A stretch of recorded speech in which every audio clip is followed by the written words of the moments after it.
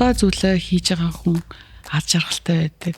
Орчин үед яагаад ингэж хүмүүс ингэ хобби ингэ багасаад байна гэдэг. Шинэ зүйл эхлүүлэхэд танихтай тийм айдас байдаггүй юу? Хүчил төрөхгүй авирна гэдэг бол бүр үнэхээр бүр амар ахгүй. Бэрхшээлийг даван туулах чадвар хүнд зөв дадал суудаг байхгүй. Хамгийн гол нь тарих яг тэр мэдээллүүдийг ялгаж шавддаг. Таныг юу кроссфитэнд оруулсан бэ? Давж туулна. Орч исэн энэ бол байх ёстой зүйл. Угаасаа хүн болгоно л ингэж байгаа. Хүүхдүүдийнхээ тэр дуртай хийж байгаа зүйлээ багаас нь амар анзаарч ажиглах хэрэгтэй. Үнэхээр төрөлхөөсөө гарч ирж байгаа тэр сүнснийх нь өсөл байгаа байхгүй. Бид нар өөрсдийнхөө хаана хүрч чадах сигналаа сонсох гэж явж байгаа ба. За, орчин цагт хамгийн чухал бөгөөд дутагдж байгаа нэг сэдвийн талаар өнөөдөр тантай маш гүнзгий яриа гэж бодож байгаа. Тэр нь болохоор мэдээж хобби.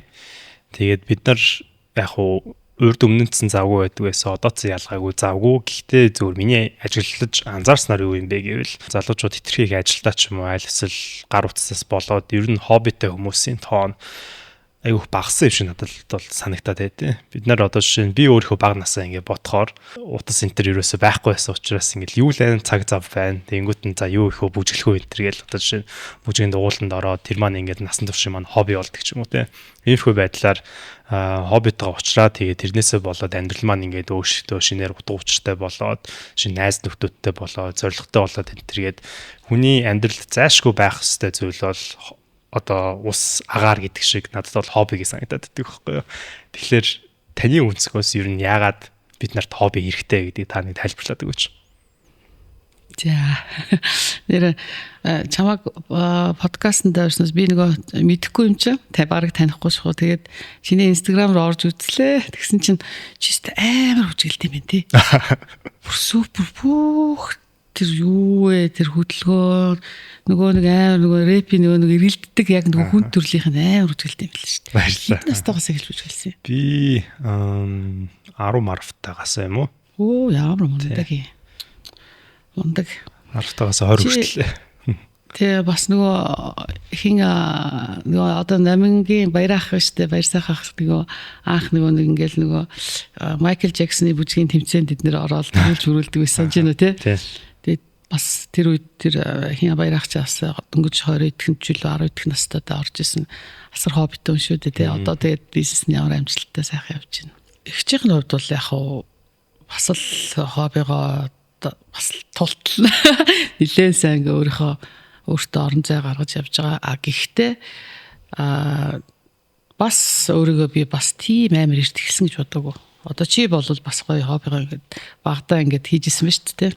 Яг би бол багасаа зураг зурх дуртай. Ер нь бол нэг 5 6 наснаас эхлээл зураг зурдаг. Тэгэл 10 жилийн хичээл дээр янз бүрийн ингээд зураг зураал огтод хүүхэн зураал ээждэг тийм л огтод байсан. Тэгээд ягаад ч миний бүр багасаа надад ирсэн өгдөл дотор оршихуун удаад байсан тэр нэг юм өгдөл одоо зураг зурх дуртай юм хийх дуртай тийм хөвгт байсан.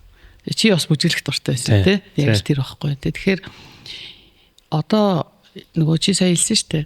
Орчин үед яагаад ингэж хүмүүс ингэ хобби ингэ багасаад байна гэдэг тий.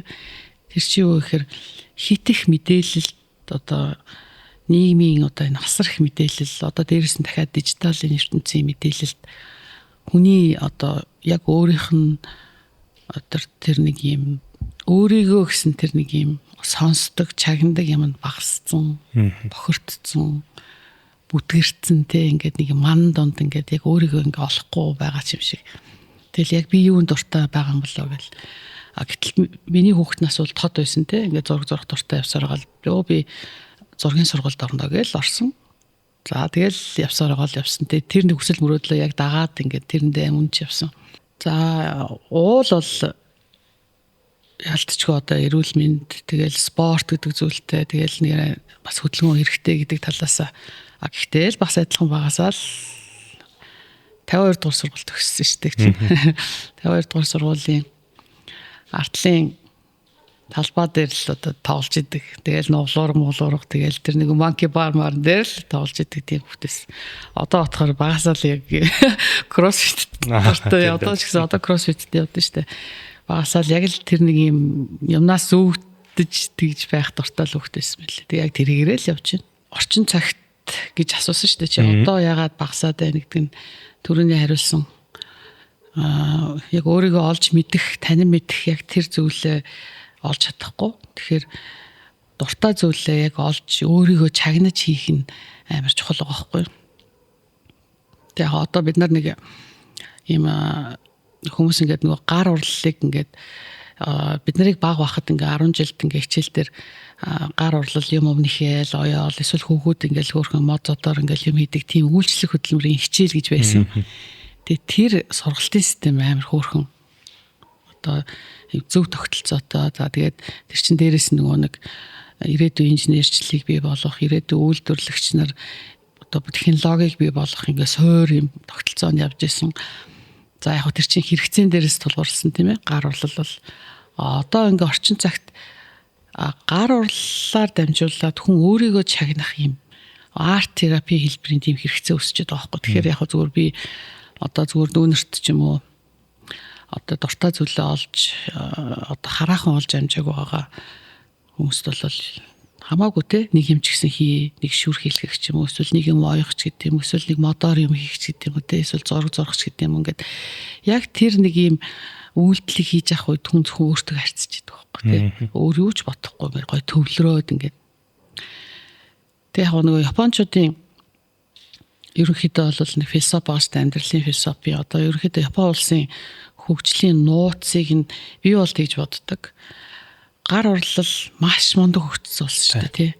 Нэгхэн зүйлийг ингээд одоо жишээ нь энэ дээр байгаа цэцэг ч юм уу нэг икебана гэлдэг чинь ингээд тэрийг ингээ хийсээр байгаад ингээ урлаг болгочдөг. Эсвэл ингээл нэг цаас нугуулж байгаа л тэрийг нугалсаар байгаа л ингээл урлаг болгочдөг тий. Тэг энэ яг юутай холбоотой юм гэхээр асар их хүний анхаарал төвлөрөл болон гүйцэтгэлээр суурилсан урлал байгаа байхгүй. Тэгэхээр нөгөө нэг улс орны адилхан ингээд нөгөө бүтээмж нь амар ингээд дээшлэнгүүд тэр багаасаа тэр нэг юм одоо юм хийх, бүтээх тэр гар урлалтай холбоотой ингээд хүүхдийн сургалт бүх хүмүүжлийн тогтолцоон ингэж явсаар байгаад тэр хүмүүсийн өөрийнх нь тэр юмд хандж байгаа хандлага нь өөрчлөгдөж шүү дээ тий. Урлалаар дамжуулаад яг тэгэхээр гүйцэтгэл сайтай 100% гүйцэтгэл сайтай тийм иргэнийг зөв дадалтай болгож тэр улс хөгжүүлж байгаа байхгүй урлалаар дамжуулаад. Тэгээ манайхан Монгол улс гэсэн бид нар гоё гар урлал хийдэг л байсан шүү дээ. Тэр үед ингээд манай ээж бол Сүхбаатар гаралтай улс. Даргангийн гар урлал гэл ямар гоё гар мундаг гар урлал байсан гэж одоо бид нар ярьдаг шүү дээ. Манай өөгийн ганц нэг өнгө идэл энэ байдаг байхгүй. Тэгээ амар гоё хийцтэй. Тэгээ тэр гар урлалаар дамжуулаад ерөнхийдөө хүмүүсийн хөгжлийн нууц бүх юм байсан. За тэгэл Европын сэргээн босголтын тэргээл мундаг урлалын түүхүүд дандаа л гар урлалтай холбоотой. Тэгэл юмыг толтол нь хийдэг те. Одоо орчин цагт ингээд нөгөө гар урлал гэдэг зүйл бүтээлч юм хандлага гэдэг зүйл нөгөө багасаад ирэнгүүт чинь зүгээр л уцаа үздэг богино хугацаанд амархан ингээд юмнаас ингэж харж кайф авдаг тий. Одоо чинь хүүхдүүд тэгж байгаа шүү дээ ингээд гар урлал хийх биш зүгээр гар урлал хийж байгаа тэр мэдээллийг авангуудаа өөрөө хийцэн юм шиг ингээд тайвшраад кайф авч байгаа байхгүй. Хит их мэдээллээс авангууд одоо чинь амар мундаг инфлюенсерийн одоо инстаграмыг ингээд үзэл дагаал тий. Ост гоё брендинг ингээл тэнд ч очиж улстай амраал ингээл тийм ч амар гоё юмнууд ингээд яг тэрийг өөрөө эдэлж хэрглэж байгаа мэт хараад тайвширт. Хамгийн гол нь тарих яг тэр мэдээллүүдийг ялгаж чаддгүй юм билээ шүү дээ. Яг тарих чинь тийм тэнэг байхгүй. Хүний дадал гэдэг чинь өөрөө байнгын ингэж зөв хийж суулгаж идэг зүйл. Тэгэнгүүт нөгөө өөртөө тэр зөв дадлыг суулгахаас өмнө төрүүлээд тэр мэдээллийг аваад ханддаг. Ерөөсөө л хамгийн гол юм тэрэндээ байгаа байхгүй. Яг одоо ингээл чифтер ч гэсэн ингээл гоё өнөдөр ярьж гин тий зөндөл олон чиний подкастыг зөндөл олон хүмүүс үзэж байгаа гоё номыг чинь ингээл сонсож байгаа. Тэгэл яг тэр номыг бас өөрөө уншсан юм шиг л яг л ингээл кайф авч байгаа шүү дээ. За түр пауз авчи. Энэ удаагийн дугаарыг Германы Dane Pharma-гийн Brain Active бүтээгдэхүүн туслалтаагаар та бүхэнд хүргэж байна. За Brain Active бол тэр чигтээ тархины амин хичээл байгаа. Бид нар өдөр тутамдаа оюуны ажил хийж байгаа хүмүүсийн хувьд болохоор тархиа ажилуулад хамгийн гол нь унтаж байхдаа ч юм уу альсэл хоолноос тархиныхаа амин дэмээ бүрэн авч чадахгүйгээр ингээд өнгөрөөд байдаг. Үүнээсээ болоод нэг л мэдсэн чинь би нэрээ юу бодож илөө. Альсэл амархан ингээд математикийн томьёонууд төр гацч юм уу иймэрхүү тохиолдлууд гараад ирдэг. Тийм учраас Brain Active болохоор таны тархины амин хичээл болно хамгийн гол нь дотроо Ginkgo bilobaгийн ханд, Melissa-гийн буюу нэмгний байлзмаа ханд, Pantene-ийн хүчил буюу витамин бета, кофеин, омега 3 зэрэг тархинд шаардлагатай амин төшөөлөд бүгд багтсан байгаа. Иймээс та хэрэг тархиа бүтэн функцээрээ бүрэн ажиллуулахыг хүсэж байгаа бөгөөд өөрийнхөө хөшрөлтөйгөө эсрэг тархиндаа анхаарлаа хандуулмаар байгаа юм бол Brain Active бүтээгдэхүүнийг ашиглаж үзээрэй гэж санал болгомоор байна. Brain Active маань таны хамгийн ойр имийн сан, бүх имийн сангууд дээр байгаа шүү. За ингээд гол орцгоё. Нэг ялгаа байна л та. Одоо жишээлбэл за магадгүй нэг ууланд гарсан хүний нэг видеог үзээд тэгээ зарим ихсэн яг мэдээж бүгдээрээ гоё ямар нэгэн байдлаар сэтгэл төрөх байх. Тэгээ хоёр бүлгийн хүмүүс байна гэж би зүгээр хараад байдаг байхгүй. Нэг нь бол яг таны хэлсэн шиг ингээд ханчдаг. Тэ ингээл өөрийнхөө сонирхтой зүйл нь ч юу ч нөө өөрөө нөгөө нэг тэр оргил дээр нь гарсан юм шиг мэдрэмж аваад ханчдаг. Нөгөө бүлэг хүмүүс нь болонгууд нь ханана гэтээ тэрнээс мотивашн аваад яг тэрийг яг жинхнээсээ үзүүлээд тэгвэл би дараа ингэнэ гэдэг яг зорилго болгоод төлөвлөөд эргэжлэнэ нөө хизээнийг өдөр гарчдаг. Энэ хоёрын ялгаа нь ер нь юун дээр гарч ирдэг гэж та бодож байна? Наадах чинь тэгэл үсээ ажиллаг залхуу хэлшилгүй шүү дээ. Залхуу нь бол тэгэл кафе аваад за гэл ингэ чинь. Тэгэл өөр хийцэн юм шиг болол тэг хөдөлтгүү.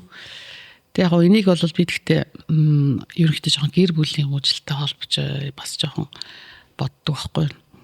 Ер нь бол зөв дадлыг хүүхдэд багаас нь гэр бүлийн суур орчин л өгдөг. Тэгэл ээж аав нь адилхан спортлог байх юм бол хүүхдүүд аяндаа дагаад л тийм болно. Ээж аав нь яг диван дээр суугаад удирдлага үзэл тэгэл хүүхд нь гарч тоглох ихтэн яахын чи гадаа хүүтэн байна гэж хэлдэг. Эсвэл цанаар гулгах ихтэн чи унчин бэрт чинь гэж хэлдэг те. Ерөөс тийм штэ. Яг тийм ээж нар байдаг байхгүй. Яг хүүхдээ ингээл юм хэлэх нүггүй болчихсон бэрт чинь яг өөрсгөө боддог. Гэтэл тэр чинь эсэргээр яав үз те тэндээс унаад өдгөө шалблаад тэгээд дараагийнхаа юугаар нэрэ би чи ингэж болох юм байх шүү гэж хүүхд чинь тэмцэж явдаг. Тэгээ яг одоо би бол өөрийнхөө одоо ээж аав бас баярлдаг. Манай аав бас нэлээ ингээл зүгээр судгүй. Миний бодохоор одоо манай аав 40-д наснда туулгоолын мөсийг хаглаад эдгээр харц марцанд ороод тэгээд дугуй муун амар юм спортлог тэгээд богд уул руу алхаал.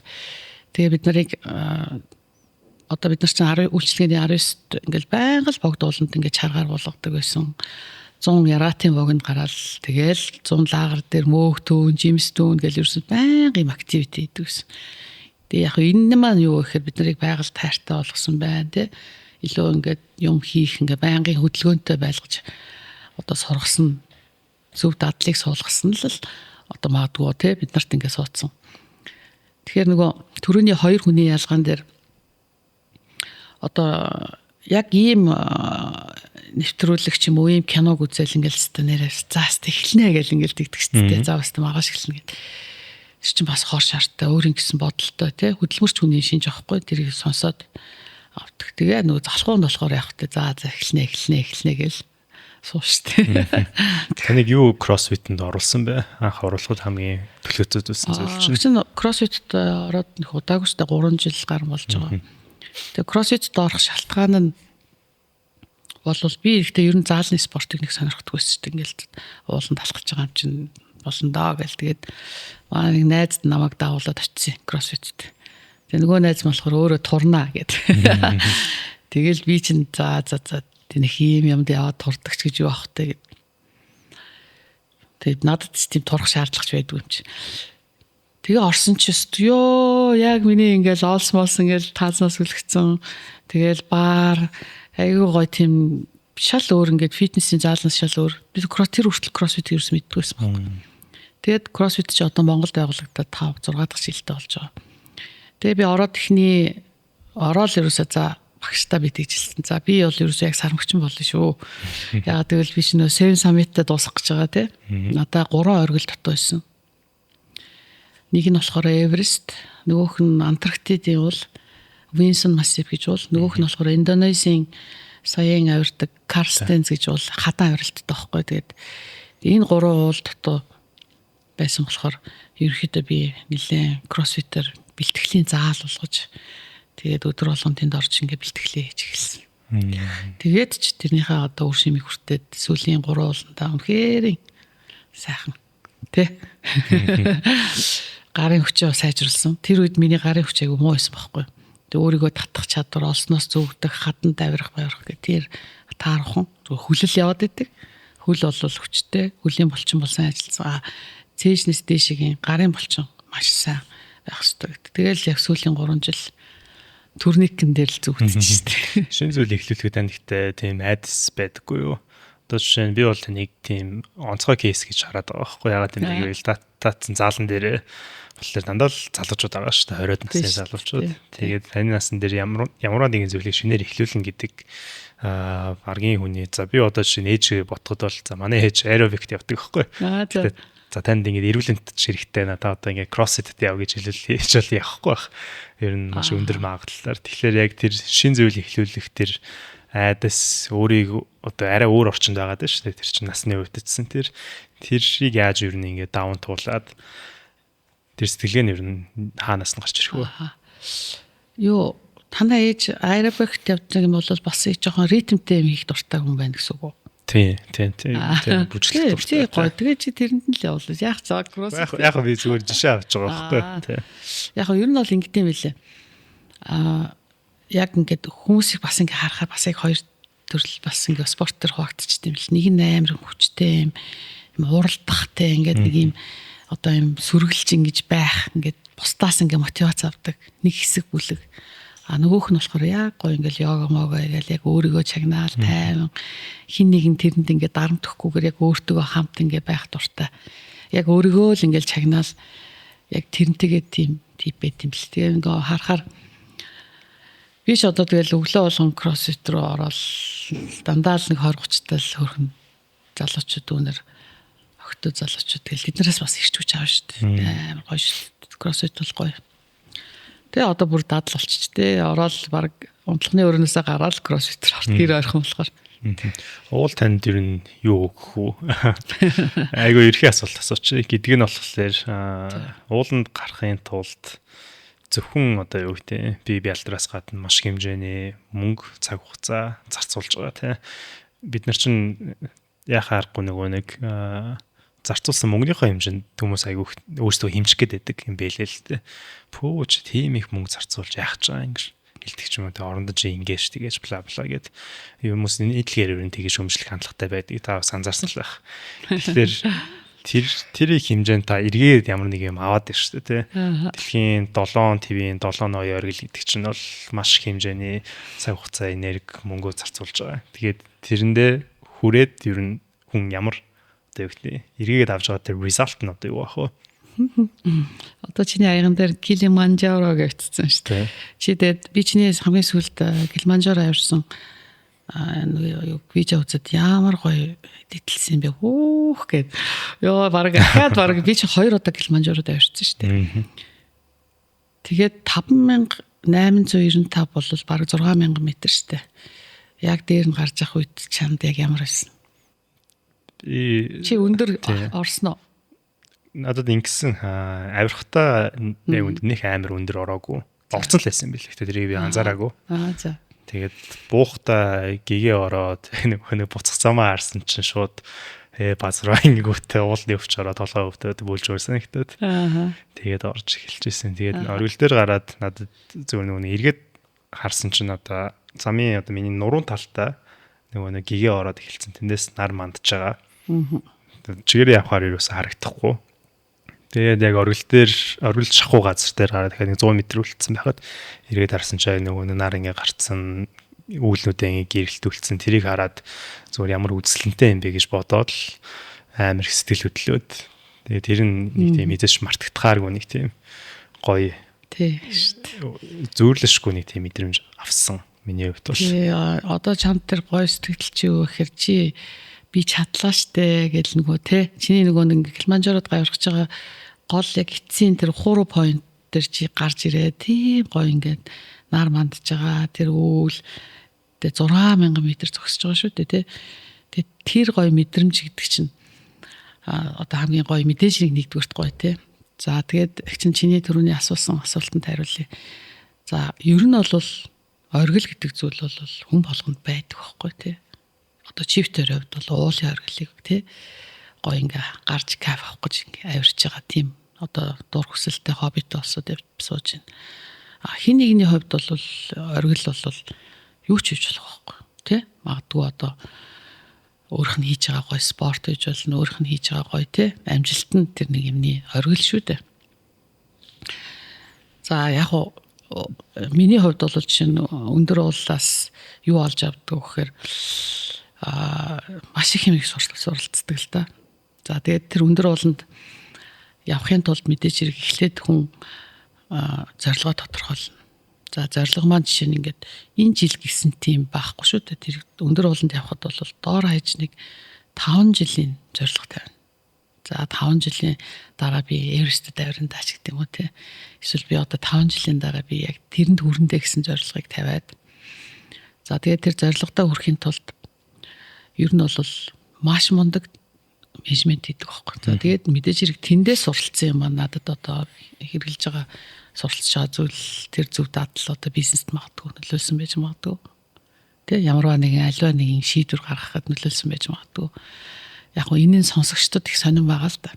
Тэр нь юу гэхээр хамгийн чухал зүйл бол эрсдлийн менежмент гэдэг. Тэ энэ ууланд авирахад ямар эрсдэлтэй юу нөлөөлөх юм. Ингээд бүхэл бүтэн шинжилнэ шүү дээ. Би өөрийнхөө бие организмыг шинжилнэ тийм үү? Гадаад орчноо шинжилнэ. За тэгээ энэ дотор ахаал санхүү орж ирнэ. Бие физиологи орж ирнэ. Миний эрүүл мэнд. За тэгэл тэр тухайн одоо нутаг усны байгаль орчин тэр байтугай ямар компаниар явах уу гэд амар том эрсдлийг судална. Энэ бол өөрөө эрсдлийн менежмент. Ямар ч тохиолдолд хүн юу ч хийхдээ заавал эрсдлийг судлах хэрэгтэй. Тийм үстэй.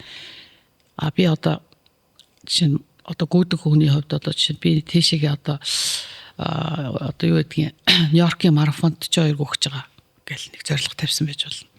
За тэгвэл тэр 42 гүхийн тулд эрсдлээ яаж тооцох тий? Магадгүй тэр хүний өөрийнхөө бие организм тэр өвдгөнтэй гэмтэлтэй байсан чинь билүү. 42 гүн гэдэг чинь зүгээр хүн зорилго тавиад гүйцэтгэх зүйл биш байхгүй. Яг тэрнтэй адилхан тийм ээ. За тэгээд тэн дотор чинь дахиад нөгөө уул бол ялангуяа хувцас, хунар, бааж, техник тий. Намайг одоо тэнд амьд үлдээх зүйл шүү дээ. За тэгээд даатгал амар чухал. Зөвхөн нэгийг л ярьж штэ бид эрсдлийн менежмент ярьж байна. За тэгээд тэрний чинь дахиад том зүйл нь болохоор би тийшээгээ явах гэж байгаа учраас цаг хугацааныхаа менежментийг цаг хугацааны менежмент тий. Энэ бол төлөвлөгөө гэсэн үг. 5 жилийн дараа ихж байгаа бол би тэр 5 жилийн хугацаанд юу хийх ёстой. Би надад юу дутуу юм. Гарын хүч дутуу байсан тий. Эсвэл одоо миний тэр чадвар дутуу байсан гэх юм бол би өөрөө тэр шинжилгээ хийж шít.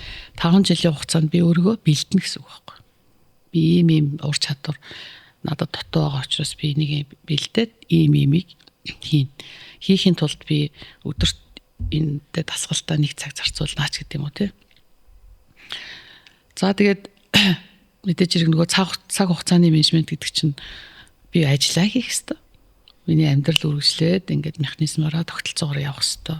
Миний гэр бүл бас адилхан явах хэрэгтэй. Би өөрөө хүүхдээ гэр бүлээ хань ижил бүх юмдаа ингээд цаг хугацаагаар зарцуулах хэрэгтэй. Энэ бол бүр асар том менежмент таахгүй. Тэгэхээр энэ болгонд хүлээн зөвшөөрүүлж цагаа маш зөв тодорхойлно гэдэг бол өөрөө энэ цаг хугацааны менежментийн асуудал.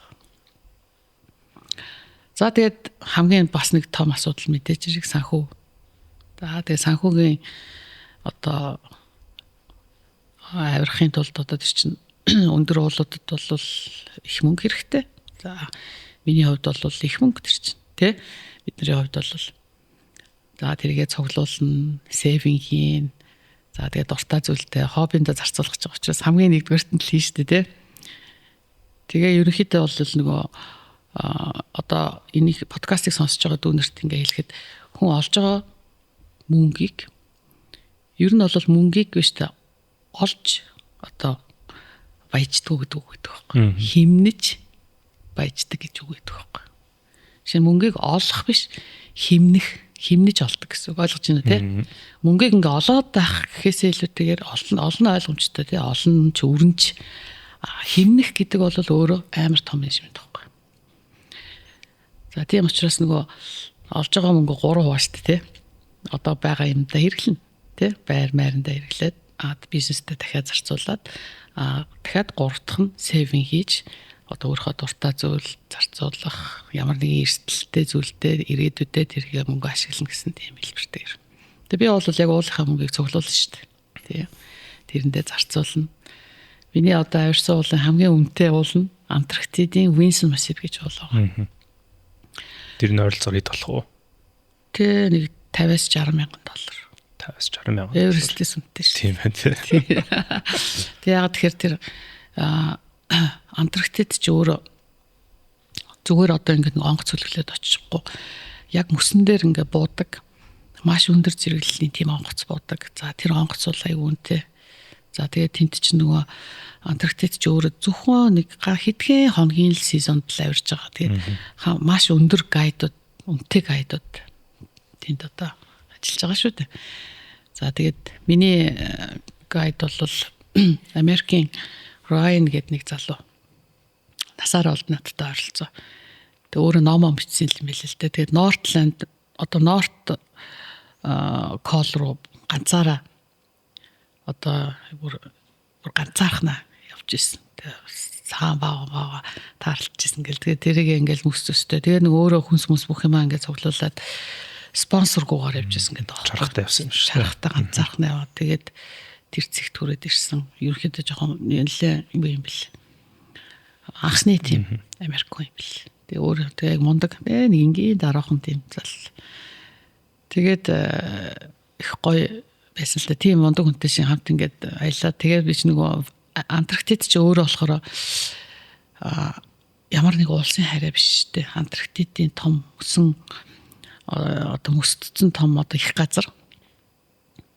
Тэгэл юу ч аахгүй ингээл хөнгөнөөл шуурал одоо чиний ирээдүй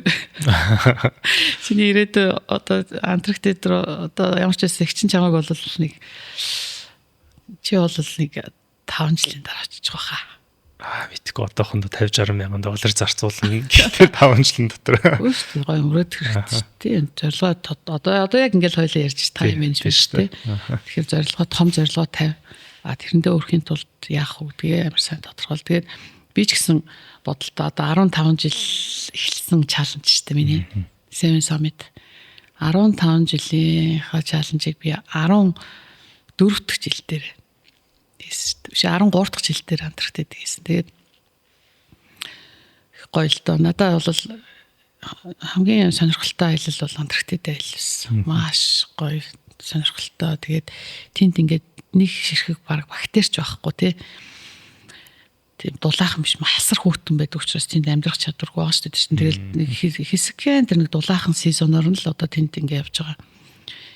Тэгээ гоё юм бэл. Тэгээд нөгөө онгоцноос буунгууд нөгөө хүмүүсийн ингээд янз бүрийн ярилцлагыг эднэр үзэхээр ингээл амар хүүтэн шүү. Онгоцноос буунгууд ингээл амар юм хүүтэн агаар хүлээдэг эднэр гээд. Тэгэл би онгоцноос буусан чи яг манай Монголын танил уу. Тийм танил амар хүүтэн агаар өгцөн. Тэгээд Монгол хүн ч бас хүүтэн төсөртэй юм байлээ. Тийм тэгээд ер нь бол Денали бас амар хүүтэн шүү дээ.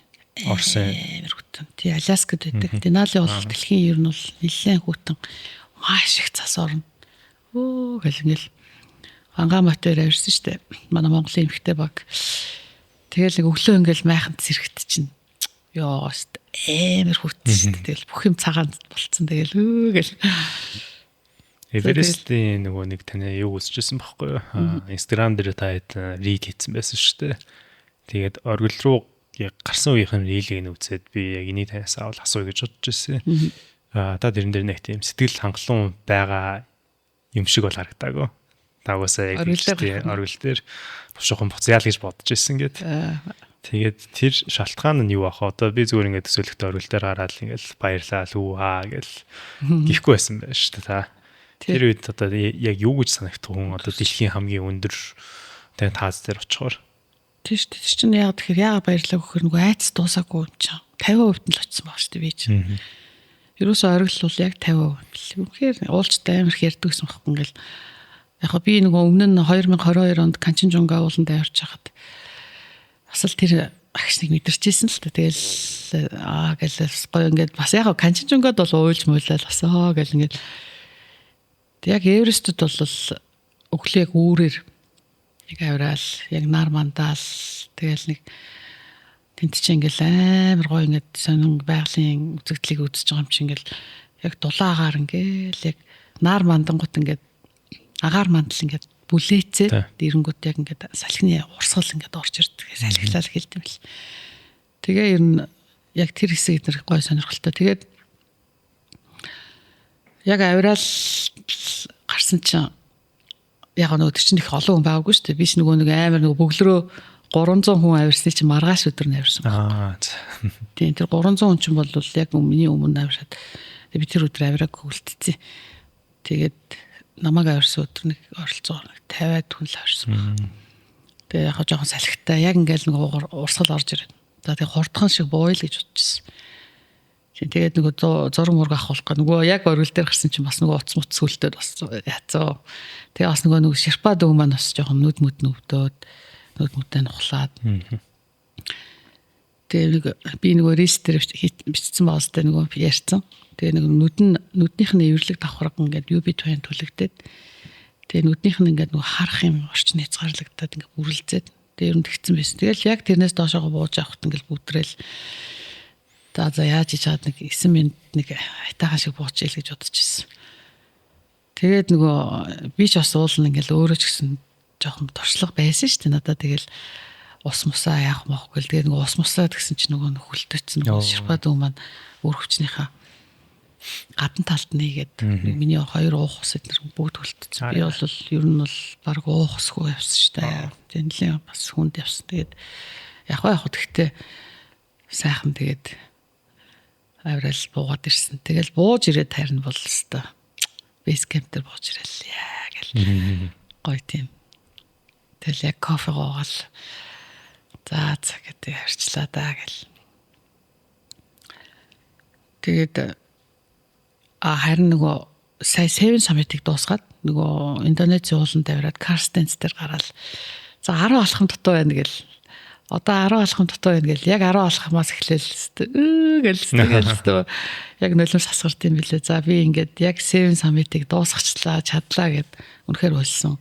Маш их сэтгэл хөдлсөн авирал дээр. Зорилготой өгсөний дараа зарим хүмүүс олонгууд нь хоосордог юм гинэ.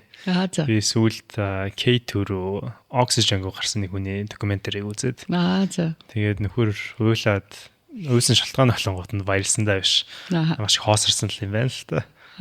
Би ингээд зорилготой хүрчлээ шүү дээ. Одоо яах вэ гэд. Тэгэхээр хүн ер нь одоо та ингээд 15 жилийн турш ингээд тэ төлөвлөж бодож яг өөрөө гүйцэлтэй үлсэн тэр зорилго чинь ингээд сайхан дуусчлаа шүү дээ. Дуусны дараа нь ингээд нэг баяртай мэдрэмж ингээд төрсөн байна. Гэтэ дараачийн зүйл хийдэг тэр одоо юу гэдэг хүн тоосрол төрдөг байх гэж би бодоод байгаа байхгүй юу? Тань төрөөгүй юу? Юу одоо next challenge-ийг үлээ гэсэн сууч. Одоо их н Бээжин рүү тэмцээнд явах чинь маргааш нөгөөдөр тэнд одоо Hyrox-ын тэмцээнд явах чинь тэнд ингээл амар гоё дэлхийн орон борлогоноос гоё өөрийгөө чаленж хийж байгаа. Бүр тэнд чинь 70-тай 60-тай хүн цуглаж штэ. Тэр чигээрээ дэлхийн одоо өөрийнх нь ингээд чиг хандлага гоё юм спорт болчиход штэ тий. Гоё ингээд аялал жуулчлалын чиг хандлага хүртэл ингээд спорт болцсон тий. Би одоо чинь тэрний марафонд гүн тийшээ явна гэл тэрнтэй адилхан Hyrox бас амар гоё тренд болж байгаа спорт. Тэгээд Бээжингийн Hyrox-д одоо энэ 3 сар 20-нд ороод тэгээд чадвал дахиад Хонконг 5 сардлах юм лээ. Тэгээд ингээл гоё өөрт ингээл гоё юм гарч ирж штэ. Тэгээд дээрэс нь бас уул бол зогсохгүй штэ. Дуусахгүй штэ. Надаас айгүй олон хүмүүст яг тэгж асуугаад байгаа. За одоо чи ингээд Seven Summit-д хийцэн. Одоо ингээд бүх уулаа дуусгацсан бидтэй зул. Одоо ингээд болцсон бидтэй. Гэхдээ чи уул дуусна гэж юу аах вэ? Тийм үстэй. Хүний хүсэл мөрөөдөл дуусна гэж байд юм уу? Тийм. Би бол тэр хоосор гэдэг ерөөсөө бодох ойлгохгүй. Хамгийн гоё юм юу гэхээр би бол одоо өөрийнхөө амьдралын хамгийн гоё үеийг эхэлж байгаа гэж бодож байгаа. Яа тэгэхээр 50 наснаас хойших те хамгийн гоё амьдрал юу гэхээр яг одоо ингээд амар их ингээд busy ажил төрөлгээл ингэх биш. Одоо гоё өөртөө цаг илүү их цаг гаргаад ууландаа гоё авираад зураг зурна тий. Биш нөгөө өндөр ууланд авирангаа зураг зурдаг юм чинь илүү их харин зураглуугаа их орё гэж бодож байгаа. Тэгээ өшөө бас одоо авираагүй уулууд дээрээ бас авирна тий. Тэр залуучууд ямар байгаас гэж боддөг вэ? Гэдг нь болонгууд нь одоо амьдрал бол баланс гэж хэлж шүү дээ. Гэр бүл байна, ажил карьерийн хувьд байна, хоббинууд байна. Тэнгүүт нь залуу байгаа үедээ болонгууд нь нэг талтай болонгууд нь мөнгө нь байхгүй. Гэтэ одоо орчин үеийн залуучууд би өөрөө зэ тэд нарын төлөөлөлтийн нэг нь байгаа байхгүй юу? Заавал ингээд юу гэдэг айхтар мөнгөтэй болохоо хүлээх биш. Ер нь бол одооноос л ингээд бүх ингээд зориг хүсэл мөрөөдөл имэ зүйлүүдтэй цагаа зарцуулцдаг. Тэнгүүт нь зарим хэсэг бүл хүмүүс нь болонгууд нь тэрнийхээ төлөөс нь болоод ажил карьер нь бол явдаггүй гэдэг ч юм уу. Тэгээд ингээд амьдралаа ингээд ялангуяа залуу байгаа үеийнхэн балаас нь нэг одоо таны үеийн одоо ингээд нэг одоо миний насан дээр байсан үедээ бол арай өөр болчиход байх шүү бай. Тэгэхээр та энэ дээр юу гэж харж чинь яаж одоогийн орчин үеийн залуучууд зөв тэнцвэртэй амьдралаа авч явах юм бол бүгдийг нь ингээд авч явж чадах гэдэг нь эсвэл бүгдийг нь авч явж чадахгүй юу? Яг одоо наадхан дээр чинь одоо шин за би ч гэсэн өөрийгөө ингээл миний ээж аавын үе одоо миний үе ингээ миний хүүхдүүдийн үе гэдэг ингээ байж ч тээ. Энэ бол ерөөс хамаагүй. Энэ бүр юу ч хамаагүй. Ерөөс тэр хүн хой хүний л өөрх нь юмд хандж байгаа хандлага цагийн менежментийн асуудал байхгүй. Тийм учраас би яг одоо би ингээ өөрийгөө ингээ харахаар ер нь бол ингээд юмыг ингээд амар ингээд одоо тэр нөгөө яг нөгөө энэ төөрөлдөд байгаа чинь хүүхдүүдийн төөрөлдөд байгаа чинь тэр нөгөө мэдээлэлтэй төөрөлдөд байгаа байхгүй. Асар их мэдээлэлтэй. Амар хурдан хийчих гээд шүү дээ. Үгүй тийм хурдан юм аж аргалтай болно гэж юу исэн бэ? Ажиллах ёстой шүү дээ, хөдөлмөрлөх ёстой тий. Тэгээд 24 цагийн өнөөдрийн одоо 24 цагийн одоо зүгээр л минь цагаал зөв зарцуулъя л та. Тийм шүү дээ. Би 16 настай байхдаа яг 9 дугаар анги биш 16 биш бүр 15 9 дугаар ангита манай аав нөгөө яг анх нөгөө Дэл Карнегийн номгоор гарч ирж байхад манай аав 3 ботын хамгийн анхных нь одоо орчил байхгүй яг 3 ботын аваад тэгээл тэр номнуудыг уншаарай гэж бид нарт өгөө. Тэгээ би Дэл Карнегийн яг 2 дахь бот нөхгүй нөгөө өнөөдрөөр амьдр гэдэг. За тэр ном бас надад бас амар тийм инспирэшн өгсөн баг гэж боддیں۔ Тэгээд гэдгээл ингээл өнгөрснөө одоо л тэхгүй те. Тэнд чинь нөгөө нэг юм тэр номны чинь Дэл Карнегийн тэр ном чинь аюу олон хүмүүсийн амьдрал дээр ингээд нөгөө юм жишээ авсан байдаг шүү дээ. Шинэ яг Германы дайны үед тэгжсэн ингэжсэн тэр хүн гисэн гэд. Тэгээд би яг тэр үед яг ойлгосон юм юу гэхээр за ерөөсөө өнгөрснийг бодохгүй юм байна. Ирээдүг бодохгүй юм байна. Яг өнөөдөр хийх ёстой зүйлээ би яст хийх ёстой гэл. Тэгэл биш нэ тэр нэг жоохондоо юм ойдог байсан. Заас өнөөдөр яг энийг ойно гээл тэгэл шүнжин сууж байгаа л тэр нөгөө юм хийгээл дуусгадаг байсан. Тэгээд тэр дадал бас надад нөлөөлсөн байж магадгүй бах. Тэгэхээр яг одоо зүгээр өнөрт хэлэхээр зүгээр л яг гуртах юм сурыг гэж байгаа бол яг тэргээл хий өдөр болгон л хий цаг хугацаа гэдэг чинь ингээд яг усны урсгал шиг явчихдаг байхгүй. Яг усны урсгал хитцээч ирэхгүй шүү дээ. Одоо би ингээ эргээд харахаар яг ингээл нэг юм одоо манай найз нөхдүүд ингээл үеийнхэн байж тээ ингээ зөндөөл олон хүмүүс байна, янз бүрийн хүмүүсийн амьдрал байна. Яг цаг хугацаанд нь яг юмыг хийжсэн нэр би одоо өөрийгөө амьдрал надад яг ийм дүн тавьсан болов уу гэж харж байгаа байхгүй. Тэгээ гараад үрж байгаа тэр усны урсгал хизээш нэр ирэхгүй шүү дээ. Тэгэхээр тэр үедээ ер нь бол одоо хийх зорилго хийхийг хүсэж байгаа бүх зүйлээ л яаж хийж байгаа амжуулах хэрэгтэй.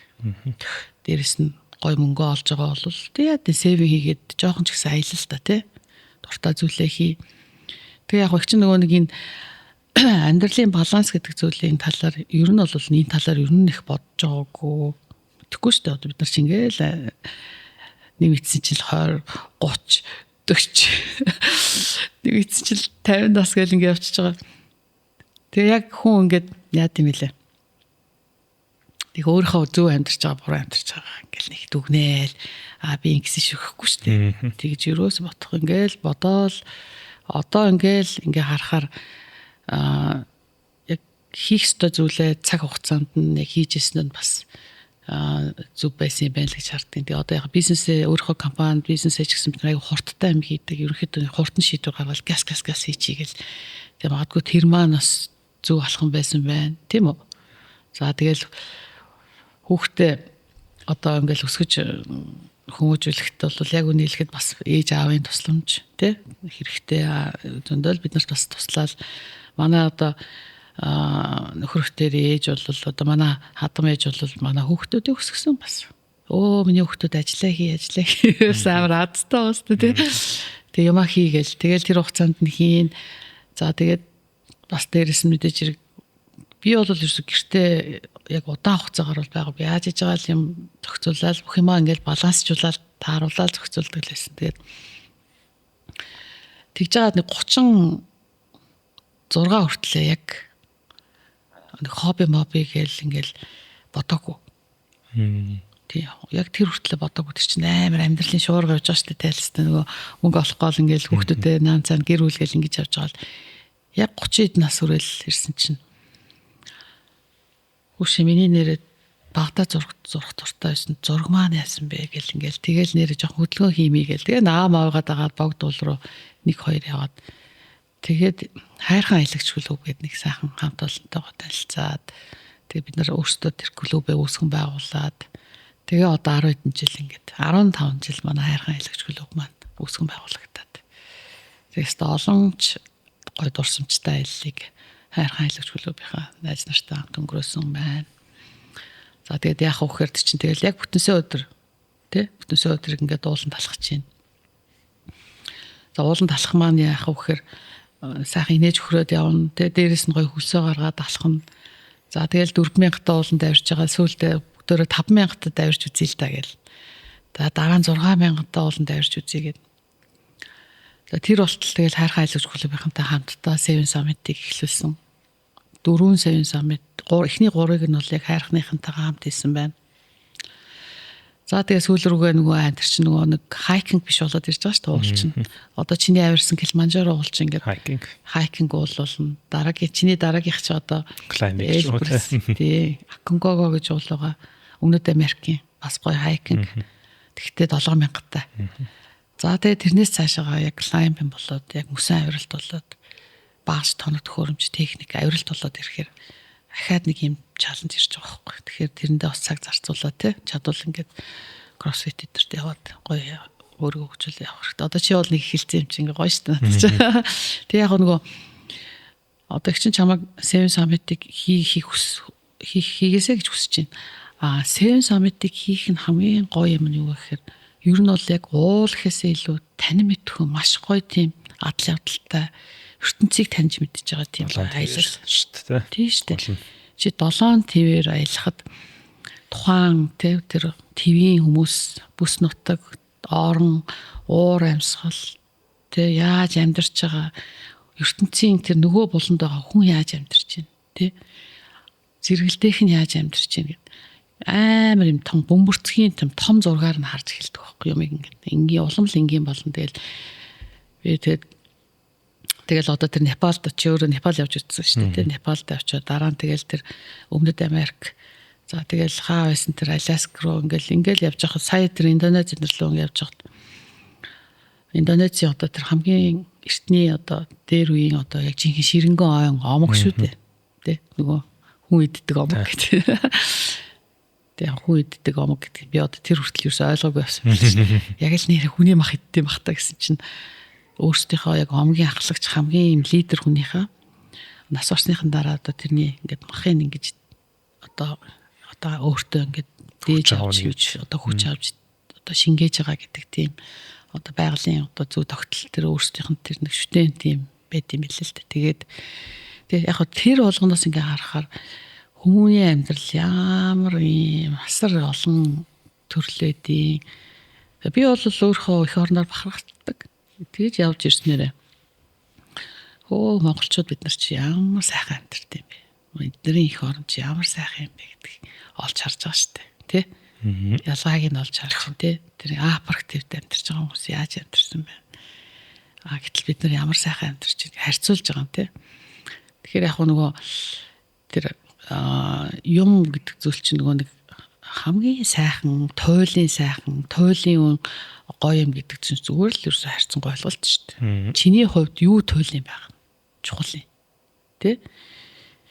Заавал ингээд сайхан амьдрал гэдэг чи яг юу вэ? Өөр энэ чинь ингээ харах үнцэг. Би бол хамгийн сайхан амьдрал бол хамгийн сайхан амьдралаа өөрийнхөө Монгол улсыг л гэж. Одоо бид нар амьдарч байгаа амьдрал те. Ямар гоё юм те. Ингээл гарахад матандаа гараад хончиж чинь бид нар сайхан хүүтэн байна, дулаахан болж байна. Сайхан цэвэр ус байгаль. За яг Улаанбаатар утаа байна. Өдөө сайхан хөдөө гараад тэр гоё мал зал дээр одоо тэр үнэний фермер ажилласаад байгаа гоё залуучууд биш үү те. Ямар гоё амьдарч чинь хүүж хийж болно ш. Тэгээд яг гоо эндээс хараад дүгнэхэд маш их боломж байгаа юм байна бид нар. Тэгээд нөгөө тэр дэлхийн 7 твээр аялаад явхад нөгөө өөрөө эн чинь нөгөө аялал жуулчлалын маш том сегментүүд байгаа байхгүй.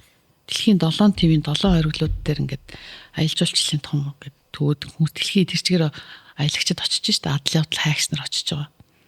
Яг тэрнтэй адилхан Монгол гэдэг чинь өнөөдөр Монгол гэдэг чинь сая ямар их одоо сүүлийн хэдэн жил би бол Монголыг айгүй их тренд болж байгаа гэж бодож байгаа. Тийм үү? Чи юу гэж бодож байна? Адилхан үнэ. Оо ямар гоё юм бэ? Монгол явж үзчихсэн гэл хүн болгон бодож байгаа шүү дээ. А гэтэл тэр гоё зориод ирсэн тэр аялал жуулчлалыг бид нар ямар гоё хүлээж авах хэрэгтэй тий. Одоо би бол жишээ ингээд гар урлалын айгүй гоё юмуд хийгээд тэднэрт гоё худалдаалж болж байна. Гэтэл яг нэг хятадаас нэг хачин өргөчний наалт мал нэг сонь юмнууд ингээд хийгээд зардаг штэ. Тийм биш бүтээлч гоё. Одоо хэсэг залуучууд ингээ гоё хөдөө гараад гоё ингээд зөвхөн гоё адуугаар хийсэн гоё шоу гэж болж тээ. Тэгэд юу Монголыг тэр дэлхийн өнцөг булан бүрэд байгаа хүмүүс Монгол татагдаад ирж байхад бид нар жинхэнэ намаад Монголыг үзүүлмээр шүү дээ. Жишээ тэрийг бол жишээ би одоо сая 7 твийн 7 хориглолтой авирахта нэрээ ингэж дэлхийг тий хүмүүсийг татдсан биш дээ.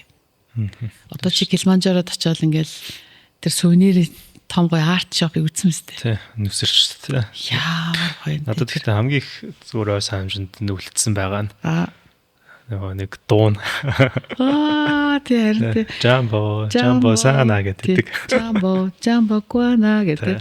Тэгээд тэр хүмүүсийг ингээд гоё айгүй гоё юм найрсаг харилцаатай байгаа зү тий. Тэгээл тэр хүмүүст үйлчлээл тэгээл хүн болгоныг ингээд тэр оргил дээр ингээд нэг амжилттай хариулчих гэсэн тэр хүмүүсийн хөөрхөн сэтгэлтэй тэгээд хамгийн сүлд нэгээ гоё гаргаж өгөөд тэгээд тэр нэг гоё нэрэл ингээл тэр гоё сафари тэгээд тэр Танзан Кения тэгэл Африк ТV-г ингээд үнэхээр гоё ингээд явчихж байгаа сте тий. Чинь 2013 онд яг эхлээд тэр хайрхаа аялагч клубийнхантайгаа нөхөртөөгөө яг ингээд килид авирч хахад яагаад ч нэг ингээл нөгөө эхлээд авирахад ингээл нэг гэл нэгсээр бол тэгэл нөгөө мөнгө зөнгө нөгөө бага байсан учраас тэгэл амар химнэл ингээл явж байгаа. Яагаад ч надад тэр нэг Африкийн тэр нэг гоё юмыг би нэг юм дутуу хамссан юм санагддаг гэсэн. Тэгээ сая өнгөрсөн жил бүр нөхөж дахиж яваад. Ёо үзээгүй юмнуудаа гүйцэж үзсэн. Маш гоё. Үнэхээр супер. Тэгэхээр бид нар яг монголч нь яг тийм байхгүй. Бид нар тэр гоё юмыг ингээд хүмүүст ингээд үзүүлээд тэ амтын мэдрүүлээд. Тэ өнөө сая өнгөрсөн жил маа нэг Японоос найз маань ирсэн Монголд 100. Тэгээд хоёр охиноо дагуулад ээж байгаа байхгүй. Тэгээд за бүрий би одоо ингээд 2 дахь жилдээ Монгол руу очиж байна. Одоо энэ удаа би 2 охиноо дагуулад явъя гэж бодож байна. Ер нь гоё ингээ хөдөө зүгээр айлт ингээ хонж үзмээр байна. Гэдгийгсэн чинь Монголд бас нэг тийм стартап байдаг юм байлээ. Нэг малчин айлыг Улаанбаатарын хүмүүстэй холбосон юм. Гадны хүмүүст биш.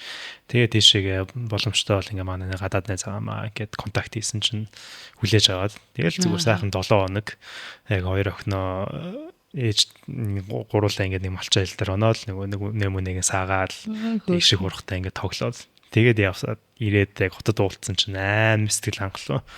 Тэгээд олон нөгөө нэг манай Монголын одоо соёл яг бид нар өөрсдөө тэр одоо малчин аж ахуй гэдэг зүйл чинь дэлхийн хаач байхгүй гэдгийг бид бүгдээрээ мэдж байгаадсан. Тэрний гол онцлог нь олонгууд нь хүүхдийг хүмүүжүүлэх гэдэг амар том зүйлийг бид нар мартаад яваад байдаг юм билээ.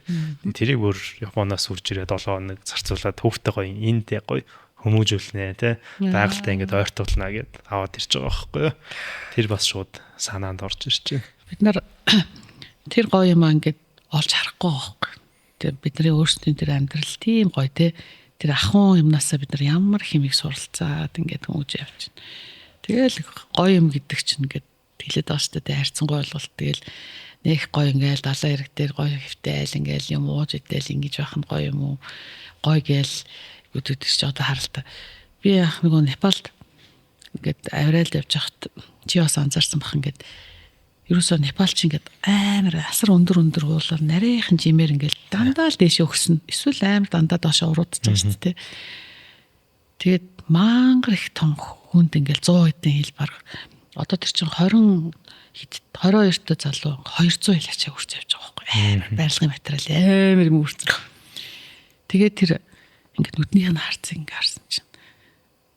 Ингээд нэг хоёр тайван ингээд тэр ингээд ачаа өрөөд явж байгаа хүүхдүүдийн нүднийх нь харцсан ингээд ад жаргалтай байхгүй ингээд ямар ч тэнд ингээд ядарсан, зовсон, гойнж гутарсан тийм царай байхгүй бүгдөө гоё гэрэлтсэн хөрхөн ингээд хүүхд дуугаа сонсоол ингээд яг л тэр нэг амьдралынх нь л тэр ад жаргалсан тэр байхгүй.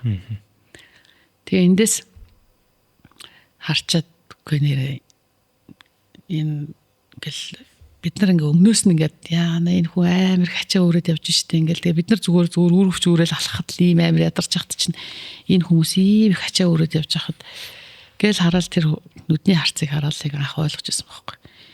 Тэгэхээр нөгөө хүмүүсийн ерөөсөө юу хүнд аз шагал өгдөг чинь ерөөсөө л хүний өөрсдийнх нь л одоо юмд хандж байгаа хандлага өөрийнх нь үзэл бодол харах өнцгөл байгаа байхгүй. Тэгэхээр бидний амьдрал бол сайхан тий.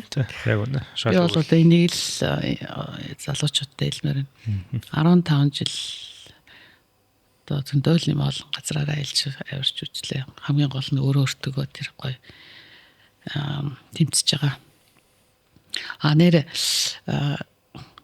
Украиний нэг амар баян өвгөн Деналид авирч байгаа. Яг нь украинчууд орсоор ирж байгаа шүү дээ. Тэгээд орсоор ирсэн чинь би яг нөө баян гэдгийг нэг өөрийнх нь ярианаас л хамлаас нь харч байгаа байхгүй. Тэгээд баян ч байх одоо мэдэхгүй надад тийг санагдсан. Тэгээд тэр өвгөн би ачхүүгээ дагуулад явж байгаа маа гэд.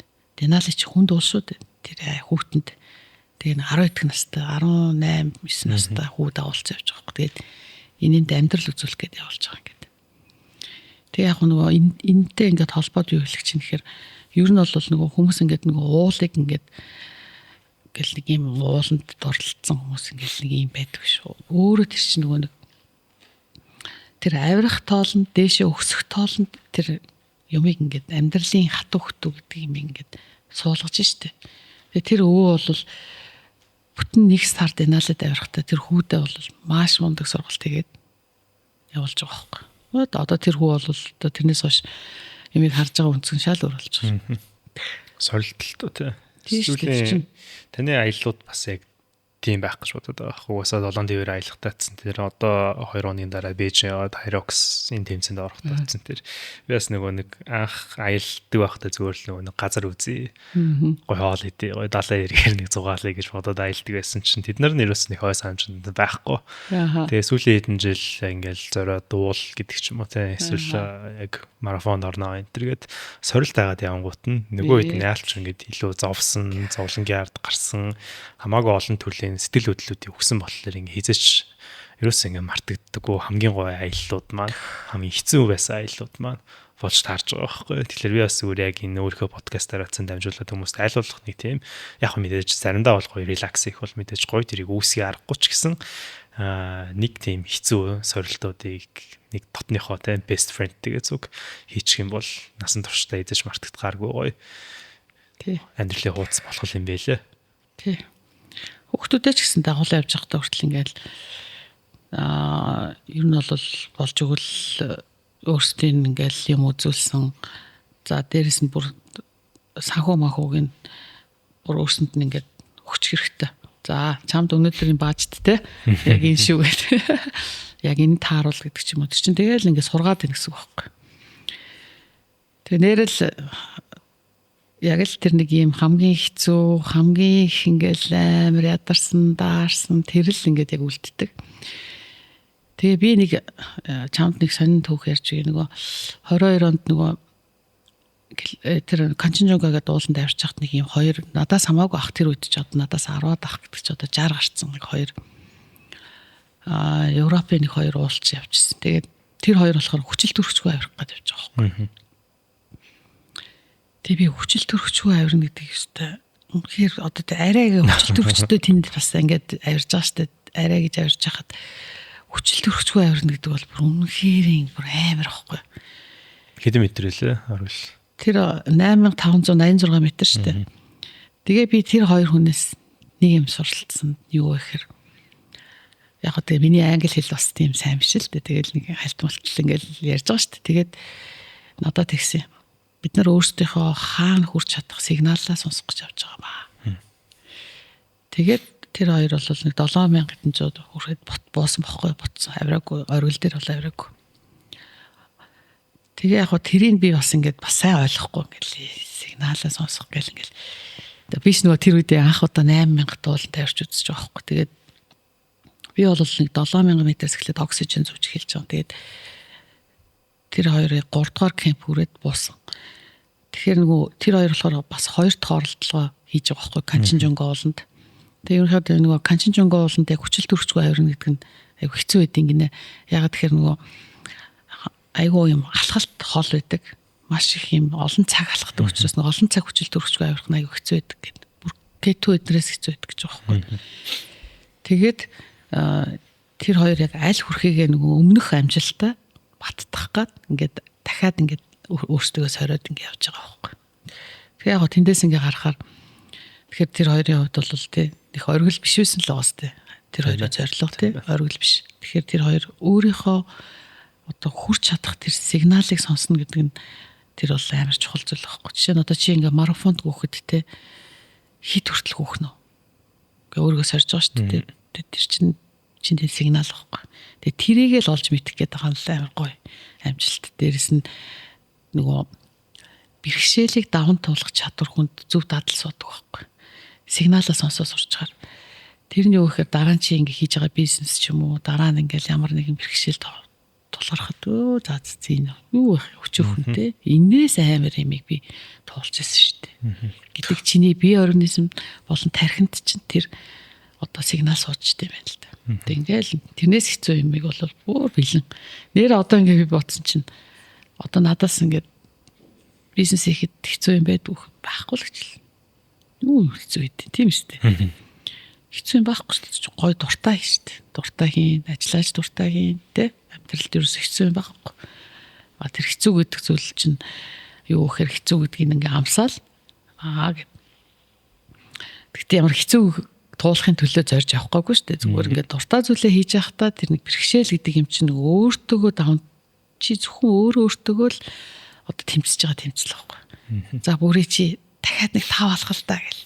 шүү дээ. Яг тэр оргил дээр чи Килиманжарогийн оргилын сүүлийн 100 м дээр ингээл алхаж байхад бас л чанга штэ. Тод зарим үед ингээл би хүндрээл алхаа ингээл удаашраал те. Зарим үед бол толгоо ингээд үг хүний цаграг зүтсэн юм шиг өвддөг штэ. Ер нь бол толгоо бол өвдөн тэр чи өвчл төрчин дутагдaltaор. Тэр үед бол дотроо бол за ингээд нэг өгчихгүй бол мэдээж хэрэг тийм үү. Энийг бол давж чадна. Давж туулна. Ямар ч байсан энэ бол байх ёстой зүйл. Угаасаа хүн болгон л ингэж байгаа. Тийм шүү дээ. Одоо өндөр ууланд явхад хүн болгоно ил толгоо өвдөн, хүн болгоно л өндөр өгнө. Гэхдээ энийгээ давж туулна. Доол доошо буунгах зүг зүгөрлөж байгаа шүү дээ. Тий. Нар ч бас жоохон муухай хүмүүс юм билээ. Нэг бөөлж өгөө. Тэгээ цаажгаар бөөлжсэн хүмүүсийг хараад бич гайг байгаа юм байна да. Гэхэд айгу хөнгөө яваад байсан билээ. Та бас энийг өөрөө яг анзаараад өглөө хийдэг хэсгийг бол би сайн мэдэхгүй байна. Би сүүлд нэг хүний өөрийнх нь нэг нэвтрүүлгийг үзээд тэгээд төхөр болонгууд нь 17 жил Goldman Sachs ажилласан. Ер нь 17 жилийн турш амралтын өдргүүгээр өдөрт 12-оос 16 цаг ажилласан нөхөр байгаа байхгүй. Тэгээд эцэст нь яг тэр компаниас гараад Ironman болно гэж шийдээд одоо болонгууд нь консалтинг энтер өгөөд аюу гоё явж байгаа. Тэгээд нөхрийн өглөө яаж эхэлдэг юм бэ гэсэн чинь өглөө болон 3:30-аас сэрээд тухайн өдөр нэг бол бүтэн фул марафон гүйцэтгэг. Нэг бол сайклингаар 100 хэдэн километр, аль эсвэл 9 километр сэлдэг. Тэр дадлыг ер нь өглөө болго ингээд амьдралынхаа туршид хийж байгаа байхгүй юу. Өглөөдөө нэг 2-3 цагийг бол тасал хөдөлгөөнд зарцуулаад тэгээ тэрийг ягаад заавал өглөө нь хийдэг юм бэ гэд өөрөө тайлбарлахтай болгонгууд нь би өглөө нь хамгийн хэцүү зүйлээ хийчих юм бол тэр өдөр ямар ч хэцүү консалтинг байсан. Ямар ч одоо тийм ингээд төвхтэй ажилласан надад фул марафон гүйснээс хамаагүй амархан санагдах учраас би тэр бүгдийг ямар ч төвөггүй ингээд туулцдаг юм аа гэд тэгээд тайлбарлаж ирсэн. Тэгэхээр яг өглөөний хамгийн ихний дадал гэдэг бол та өглөө болго ингээд сэрээд CrossFit явдаг гэдэг шиг тэрэнд бол бас яг айгуу тийм дөхөц яг адилхан санагдлаа л да. Гэтэ наад хүн чинь бүр юу вэ 3 ахс гэдэг чинь шүн дот амир юм те. Бас яг өөртөө суулгасан л дадлах л та те. Ерөнхийдөө нөгөө нэг амралт ажил за тэгээд спорт гэдэг нөгөө нэг одоо тэр нөгөө лайф балансыг амар сайн барих хэрэгтэй. Тэгээ яг сүүлийн үед нөгөө энэ спортод бас амжилт гаргаад байгаа хүмүүсийг ингээ харахаар яа гэвэл дасгалыг хизээ хийх үү мэх үү бүрт нарийн цагууд бас байлээ. Би тэгээ нөгөө 7 ахсынхаа ангийг бас хойшлуулад бас жоохон бас амрыг гэж бодоод тийм бас эрт эхлэхээ бас болцсон. 8 гээл эхэлж байгаа. Яг ер нь бол 7-8 цагийн хооронд л эхлэдэг байгаа. Тэгээ өглөө хийхэд бол мэдээж хэрэг өглөө сайхан дасгалтай авчаал, усанд орчвол тэгэл ажилдаа очиход бол сайхан ирч хүчтэй очдөг л доо. Яг нэг ирчтэй, хүчтэй 4-5 цаг ажилтдаг би өдөрт ер нь. Тэгэл дуусаа. Тэгэл 6 ихт бол яг гэрлүү хайрах ч юм уу. Шууд угаасаа тэгээ шууд тарих ажиллах болчихж байгаа юм чи. Тийм болохоор нэг хүмүүсийн дадлалах л та. Яг үнэ. За одоо энийг ингээд үзэж байгаа хүмүүс за арайч Semi Summit биш юм аа гэхэд нэг аль нэгтэй ингээд Монголын хүүтэй өргөлж байна уу? Аль эсвэл аль нэг уул руу явъя гэж зориглолоо гэж бодъё. Тэгвэл та яг дөнгөж шинээр эхэлж байгаа уулзалтад өгөх хамгийн ихний зөвлөгөөч ер нь бол юу байх вэ? За мэдээж хэрэг хайкинг хийх хэрэгтэй. За уул руу өгсөж. Тий. За тэгээд чадвал өөр хөвчтэй. За нэг 10 хил ачаатай. Яг тэгэхээр өөр хөвчтэй алхах, дээш өгсөх, өөр хөвчгүй алхах хоёр ялгаатай. Талдаа таван богд руу жишээ нь авирах гэж байгаа бол заавал өөр хөвчтэй. Тийм дадлын хэрэгтэй. Одоо ишээ богд руу эднэр алхаал. Тэгээд жигд хурдаар амралтгүй урт хугацаанд одоо нэг 2 цаг юм уу 3 цаг эднэр сайхан тийм алхалтууд байнга л хийж байгаа хэрэгтэй. Тэгэл бэлтгэл шүү дээ ер нь бол бэлтгэл бас дахин бэлтгэл. Бэлтгэл хийхгүйгээр ер нь ямарч юмд зүгээр одоо цэцэг өнрөө гарахад хүртэл хэцүү шүү дээ. Тэгэхээр тухайн одоо гарах байгаа уулныхаа тухай сайн судлах хэрэгтэй. За тэгээд ямар гайд хин авч явах гэж байгаа хөтөч. За тэгээд сургалт. За тэгээд ялангуяа Алтаа таван богдод авирах гэж байгаа бол одоо тэр чинь олсонд ороод явна. Янз бүрийн ангалууд байгаа. Цас мөстэй, мөсөн голоор явна. Ёроол нь харагдахгүй ангал байгаа учраас олсонд ороод явах чинь заавал тэр чинь технологийн сурах хэрэгтэй, сургалт авах хэрэгтэй. Тэгээд сайхан биеэ бэлтэж аваад мэдээж хэрэг одоо манай энэ уулын дүүнер байна. Янз бүрийн одоо зөндөө олон ийм экспедицүүд авч явдаг. Туршлагатай болсон дүүнер байгаа. Тэд нартай тэгээ сайхан аялаад сургалтанд нь хамрагдаад тэгээ жилийн турш бэлтгэл хийгээд явж болно. Тэгээ манай хайрхан аялагч клуб гэх юм бол бүтэн жил хүмүүсээ бэлтдэж шүү дээ. Бүр сургалт явуулна. Ийшгээ Sky Resort руу манайхан багж ингээд нөгөө уурсаж унаа шүү дээ. Ингээд нөгөө халтарж унахад ингээд нөгөө айсаксаа яаж зоож ингэж өөрийгөө тогтоох хүртэл тийм сургалт байгаа шүү дээ. Тэгээ сургалтуудтай ингээд хамрагдаад тэгээд 6-7 сард явдаг тийм байгаа. Зөв. Маш олон ингээд ер нь ямар ч ном уншсан, ялангуяа хүүхний хөгжлийн ном уншихаар хүүхдэн дээр нь заавал байгальдгаар ингээд байгальд алах гэж зааж зөвлөсөн байдаг. Тэгээд яхаар гуул бол тэрний хамгийн зөв. Тэгээд манай Улаанбаатарын нөхцөл бол хамгийн боломжтой зүйл. Тэгээд богдуул маань хичнээн ойрхон ч лээ. Тэгээд таны хувьд ингээд дууланд гарахаар сэтгэл санааны хувьд ер нь хамгийн их юу яаж одоо хэрхэн нөлөөлдөг вэ? Чи сая өөрөө хэллээ шүү дээ. Айгаа олон ном дээр ингээд байгальд гар гэдэг гэд. Би чамаас асууя л да. Яагаад тэгж хэлээд байгаа бид нар? Яагаад? Аалаа шигчд ганцхан үгээр л хариул. Амтан. Бид нар ч амтан байхгүй. Байгалийн амтан шүү дээ, амтан. Яг тэр амтан гэдэг шин чанараа бид нар алдаад байгаа байхгүй. Тэгээд сэтгэлээс хотод байна. Нийгэмшээд шүү дээ. Бид нар ч бүх ингээл олон давхар байшин дээр амьдарч чинь тэ. Нөгөө хөрс шороогоо байгалаа, модоо, гол усаа ингээд нөгөө тэ өгүүлээд байгаа байхгүй. Бидний сүнслэг тэр дотор оршихуй өгүүлж байгаа байхгүй. Тэгэхээр тэрийг л амар ялгаж салгаж ойлгох хэрэгтэй байна. Хитрхи их ингээд нөгөө яг нийгэмшээд ирэнгүүт л ингээд байглаасаа олдоол явчихна. Тэгэхээр нөгөө амтан гэдэг мөн чанар чи өөрөө зайлшгүй заавал байж ээж бидний өөрийн одоо тарих сайн ажиллана. Би тэгээд нэрээ өөртөө нэг тохиолдсон юм ярих уу. Аах нөгөө одоо 10 хэдэн жилийн өмнө шүү дээ ингээд нөгөө богд уулан талхаж эхэлсэн шүү дээ. Тэгээл би чинь тэрнээс өмнө ингээл амар бизнес хийгээл амар завгүй байсан гэж ярьсан те.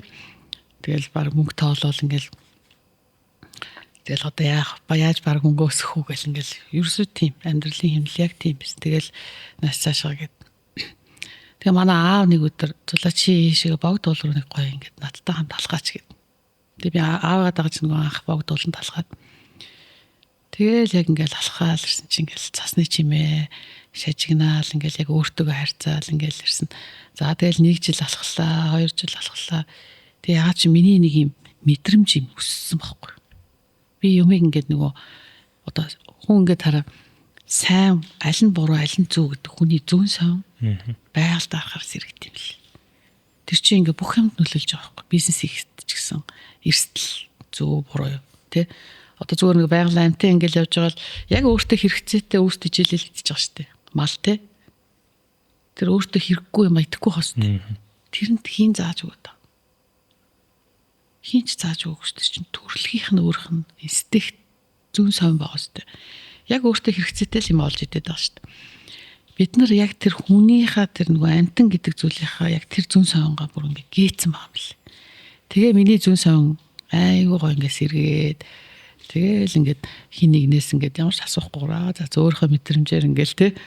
Одоо би бодохдоо чамааг бол чи бол одоо өөрийнхөө зүүн сонг бол бас нэлээд сайн сэргээж байгаа. Одоо сайн муу ялгаагаа болоод магадгүй ингээд гоё амжилттай явж байгаа ч яг энтэй холбоотой ч гэж болно. Нэр ихтэй тийм яг таныг ярьсан чинь ингээд эргээд сахаар миний зүгээр одоо сэтгэл хөдлөл мэдрэмж гэх юм уу илүү тийм ингээд ийм болцсон кино үзэхэр ингээд өөлдөг болцсон байлээ. Бүр ингээд хүмүүсийн ярьж байгаа зүйлийг ингээд чи хоёр найз чи ингээд хоёулаа адилхан найз чиний багасаа найзсан найз нар чинь гэж бодъё. Хүмүүсийн ярьж байгаа яриагийн хүртэл чи зөв буруугийн дүгнэхтэй хүртэл өөрийнхөө мэдрэмжээр зүүн сонгоор ялгадаг болчихно. За манай энэ найз маань буруу л ойлголттой байна даач гэдэг юм үү те. Гэхдээ тэр буруу нь чиний хувьд шүү дээ. Тэр чинь өөхөр чиний байгалийн зүүн сон сэргэж байгаа байхгүй. Тэгэл ингээл бодоол ингээд одоо ингээл улмал ингээд нөгөө байгальтаа шингэцсэн маа. Пүүх энэ аватар кино ч ямар амар хэцүү кино гэж бодлоо. Тэгээд хамгийн сүүлд нэг аватарын 3-ын нөгөө хүүхдтэйг үзсэн. Яг ер нь бол яг аватар кино тэр нэг Эва гэдэг байгаа зүйл чинь яг л бид нар ингээл байгаль нарнаас авч байгаа энергитэй тэгэл нэг байгальтайгаа харьцаж байгаа зүүн мэдрэмж. Тэгээ одоо ингээд бодоод харах нэрээ бидний миний сүнс одоо жишээ нь үнэхээр зураг зурх дуртай. Би бүр ингээд тэр Гямлан ууланд сая Эверестэд авирч яхад ингээд нөгөө бейс кемп баас тэр чинь 5300 метрийн бейс кемп байхгүй. Тэгэл тэр бейс кемп тэр ингээд гадаа ингээд майхан дотор ингээд тэгэл тэр уулуудыг хараад ингээд зураг зурхад би бүр ингээд зураа шидэл бүр ингээд бүү ингээд 10-20-ыг зурчихна. Итгэе минутанд. Тэгээ бүр өөрөө ирэхгүй ингээд бүр амар ингээд миний ингээд бүр дуртай ингээд бүр зурдаг байхгүй цаанаасаа бүр сүнс ингээд бүр баярлаа зурдаг. Нөгөө зураач нарт гэдэг чинь онготод орно гэдэг шиг. Тэгээ доошоогоо буугаад тэр нөгөө намчаа базар гэдэг шүү дээ. Намчаа базард орчоо нэг буудалд очиод за одоо энд ингээд нөгөө тэр чинь нөгөө нэг Эверестэд авирахын өмнө доошоогоо буугаад хэд хоног амардаг байхгүй. Одоо нөгөө бие нэг хөвчл төрчээр цэнгэлдэг байхгүй. Яг авирахын өмнө. Яг тэнд ингээд нэг 4 хонож байгаа байхгүй. Тэгэл тэнд очиод зураг зурхсан ч баах. Гар хөдлөхгүй. Амар сайн бол. Тэгэхээр энийг энэ зүүн сонгийн энэ мэдрэмжийг одоо ингээд харахаар ингээд чи одоо ингээд байгальд ингээд илүү явах тусмаа чи ямд ингээд аюу гой олон санаа орж ирээл баг зохиолын санаач орж иж магадгүй баг ингээд тэнийгээд тийм шүү гэд. Тэр чинь юу гэхээр чиний дотор байгаа тэр сүнсний миний бодлоор бол тий одоо тэр дотор байгаа миний тэр дал тухамсарт байгаа тэр гоё мэдээлэл сэргэж ингэж намааг ингээд хөглж гаргаж ирж байгаа. Яа тэрнийхээ шугамаар явж байгаа л гэж бодож шүү дээ. Зөв юм уу мэдэхгүй гэсэн. Тийм байна. Чи чинь чамаг ээж чинь жоохон бахт ингээд аялал дагуулж явдаг гэсэн үү? Үгүй. Тийм манай. Үгүй. Тэг яг Япон зүгээр нэг юугаар сурах гэж явахдаа тэгээд дагаж явснаас биш нэг тэгэж хөдөө гадаа ч юм бол явж байгаа. Одоо чи чинь өөрөө ирээдүйд хүүхэдтэй болоод ингээл хүүхдэд дагуулж явахаар байна шүү дээ. Тэгэж шүү дээ. Тэг өөрчлөгдөж байгаа сте. Тэгэхээр яг одоо би зүгээр ингэж боддог байхгүй ингээд түрүү хэлсэн нөгөө гэр бүлийн орчин гэдэг амар зүйл байхгүй. Би одоо зүгээр ганцхан ямыг энэ дээр нэмж хэлмэн юу гэхээр яг нөгөө түрүү нэг 3 зүйлийн тухай чи надаас нөгөө яг ингээд би яг тэрийг ингээд салгаж хэлмээр байгаа байхгүй. Нэг одоо 3 оршихуйг л амар ялгаж салгаж ойлгоорой гэж байна. Тэрийг болохол би их чинь сүүлд бас ингээ өөрийнхөө амьдралыг харахаар ойлгосон байхгүй. За нэг дэх оршихуй юу гэхээр чиний одоо түрүүн чифтээр ярьдаг те амтан хүн бид нар гэр бүлтэй болно, үр төлөөлтэй гэр те хүүхдээ одоо өөрийнхөө үргэлжлэлийг бүтээж байгаа те энэ оршихуй амтналэг одоо миний бие одоо яг одоо бие организм одоо яг энэ байгаа оршихуй. За хоёр дахь оршихуй болохоор бид нар ингээд нийгэмтэйгээ харилцаа үүсгэж байгаа оршихуй хэлээд байгаа. Одоо би ямар нэгэн байдлаар амьд явахын тулд амьдрахын тулд надад мөнгө хэрэгцээтэй болно те. Одоо би ажил хийж гин хүмүүстэй харилцаа үүсгэж гин энэ миний одоо ингээд нийгэмтэйгээ харилцаа үүсгэж байгаа оршихуй. Дахиад нөгөө 3 дахь оршихуй маань болохоор миний одоо түрүүний ярьдаг. Одоо ууланд явахдаа зөвхөн өөрийгөө чагнадаг, дуртай ямаа хийдэг тэр хүний хувь хүний одоо өөрийн сүнсний оршихуй байгаа байхгүй. Тэгээ энийг бүр ингээд яагаад би одоо хүмүүс ойлгохгүй байгаа бол бүр дүр гэж яриад байгаа байхгүй. Дүр. Кино жүжигчин дүр бүтээн гэдэг шиг те. Яг энийг ялгаж салгаж ойлгоорой гэж байгаа.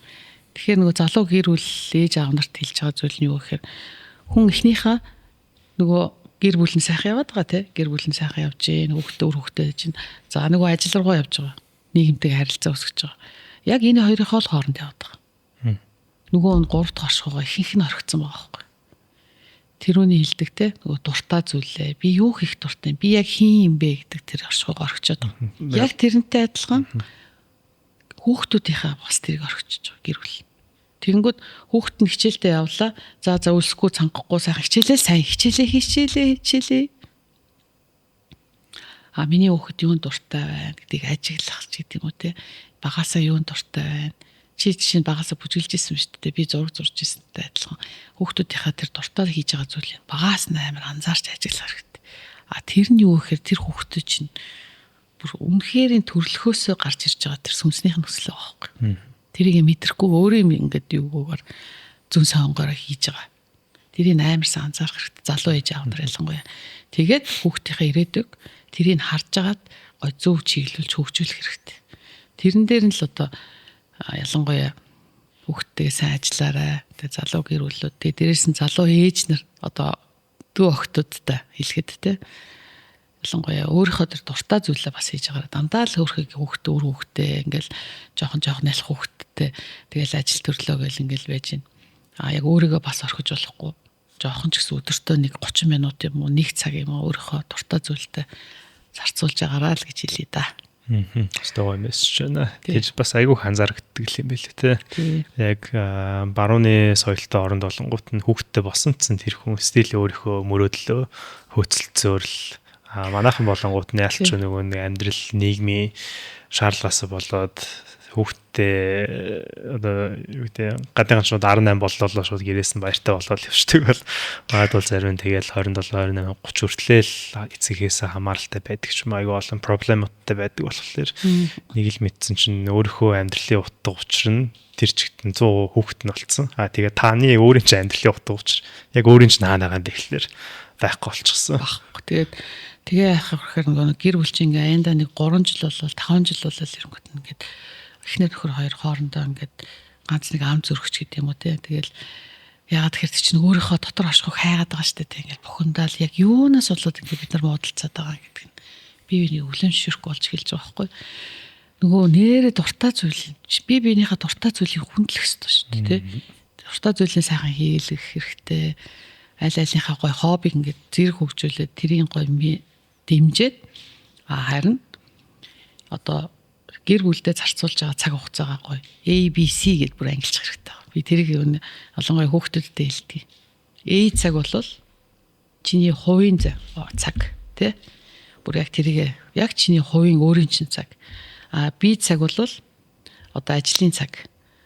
D цаг бол гэр бүлдээ зарцуулах цагч гэдэг юм. Ингээд энийг ингээд яг сайхан менеж хийгээл одоо тэр гоё дөрмөө зохиочих юм бол залуу гэр бүлүүд яахгүй шүү дээ. Тэгээ нөхөр нь жоохон ингээл нэг фитнес метэс ч юм уу эсвэл жоохон энэ тэнд явахаар жоохон дуртай юм аянгууд нөгөө эхнэр нь өөрөө нөгөө дуртай их юм болоогүй.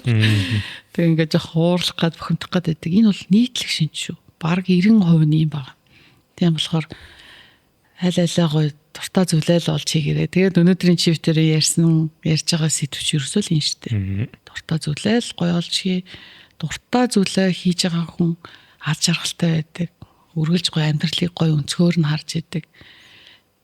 Цаг хугацаагаа гоё тэрэндээ зарцуулахын тулд ингээ менеж хийгээ сурчдаг. Тэгэл гоё. Хаар хүнцүү хүртэл өөр.